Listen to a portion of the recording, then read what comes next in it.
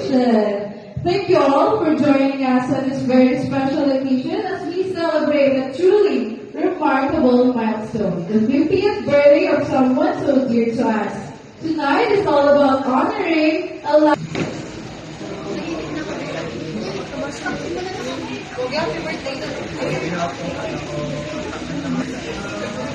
And please stand up and respond. Kagandahan, nagkakakuhan ang bisita. Today we are gathered for our dearest family, friends, and colleagues to celebrate his milestone. Ika nga, he's still young to party, but old enough to know better. Kaya naman, isang pasigabong palakpakan para kay Mr. Flores!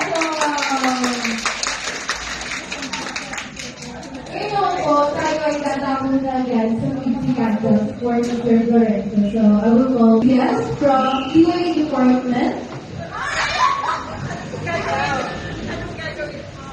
Ano lang po, short message sa cancel kay Mr. Flores. Ikaw na yung susunod. Sana marami nakabahan na siya. Buti na lang magandang nauna. Kaya,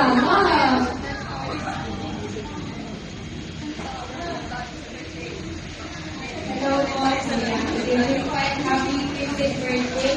Wish you all the best in life and God bless you.